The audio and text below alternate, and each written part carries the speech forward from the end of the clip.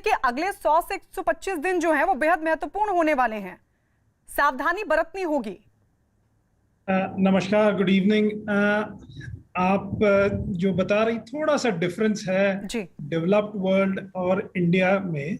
वो मेन इसलिए है कि हमने अभी वैक्सीनेशन का वो परसेंटेज ऑफ पॉपुलेशन जो कवर होना चाहिए उतना नहीं हुआ है। तो हमारे जैसे आप यूके में देखें तो करीब करीब 88% of the adult population is vaccinated. Israel में देखिए तो almost kind of 95% of the population is vaccinated.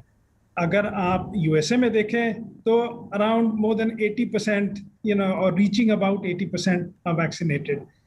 India में हमारा वैक्सीनेशन का अभी वो लेवल नहीं आया है। तो इंडिया में हमें थोड़ा सावधान ज्यादा रहने की जरूरत है, इसलिए कि करीब करीब जब अगर हमारा 70% के करीब लोगों में अगर इम्यूनिटी आ जाती है, हर्ड इम्यूनिटी, तो जो स्प्रेड है आप उसको काफी हद तक कम हो जाता है। एक आदमी से अगर 3 आदमी को होता है, अगर आपके 70% लोग इम्यूनाइज्ड हैं तो एक से शायद एक को भी ना हो, उससे भी कम रेट हो जाता है। तो थोड़ा डिफरेंस करना होगा in the countries where majority of the population is vaccinated और इंडिया जहां की अभी हम उस लेवल पे नहीं पहुंचे हैं। तो इंडिया में अभी मैं बोलूंगा ये सही बात है कि आप जो मास्क पहने, अपना हाथ धोने का ध्यान रखें and be careful for some time till we have managed to achieve that around 70% of vaccination minimum। उस वहां तक अगर हम पहुंच जाएंगे तो जैसा यूके और यूएसए में हो रहा है वैसा हम भी कर सकते हैं कि कभी ना कभी तो हमको आना ही पड़ेगा।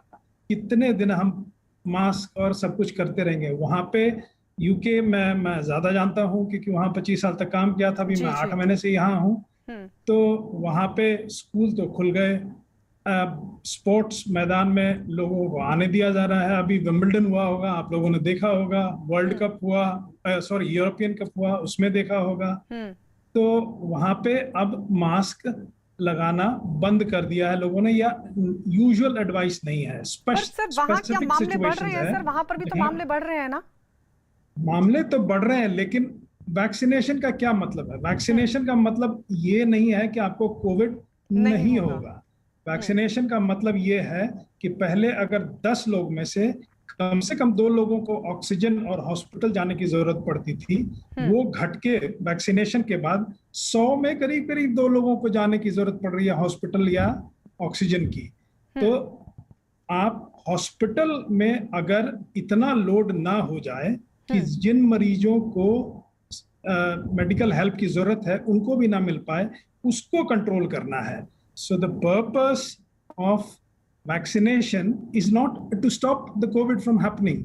The purpose is from stopping the severe end of the COVID, where patients are not needing to go to the hospital or need oxygen, और hospital एकदम उसको cope up ना कर पाए, ये purpose है।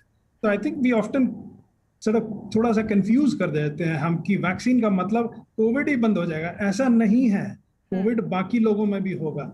सिंपल इन्फ्लुएंजा, सर्दी खांसी का वैक्सीन है, लेकिन तब भी हर एक देश में ठंडे मौसम में इन्फ्लुएंजा वायरस फैलता है, लोगों को होता है, लेकिन वो घर में सर्दी खांसी का इलाज मैक्सिमम टाइम हो जाता है। So that is the purpose of vaccination. Hopefully मैंने शायद आपके सवाल का जवाब दे दिया। जी डॉक्टर मनोज कुमार, तो क्या हमारे देश में चिंता की ज्यादा बात है? मतलब दुनिया भर में केसेस तो बढ़ रहे हैं, लेकिन उतनी चिंता की बात नहीं है क्योंकि उन्होंने एक बड़ी पॉपुलेशन को वैक्सीनेट कर दिया है। लेकिन हमारे यहाँ तो उतनी पॉपुलेशन को हम अभी तक वैक्सीनेट नहीं कर पाए हैं, तो क्या हमारे लिए बड़ी चिंता है? देखिए गायत्री जी, मैं आपको एक चीज क्लियर कर दूं, जो भी डेटा या जो भी बातें हो रही हैं, भारत में निश्चित तौर पे थर्ड वेव आने की संभावना है। और माननीय प्रधानमंत्री महोदय ने जो आज बात कही है कि फेस्टिवल सीजन या त्योहारी सीजन आ रहा है और इसमें सावधानी बरतने की बात है, उन्होंने कुछ आधार पे कहा है। आप अभी देखिए, जस्ट पिछले हफ्ता बकरीद के अवसर पे केरला में रेस्ट्रिक्शन ईज किया गया। आज 17,500 से ज्यादा केसेज आ रहे हैं। तो केसेस तो निश्चित तौर पे जब आप गार्ड डाउन करेंगे, रेस्ट्रिक्शन को ईज करेंगे तो बढ़ेंगे। अब रही बात कि ठीक है कि देयर इज ए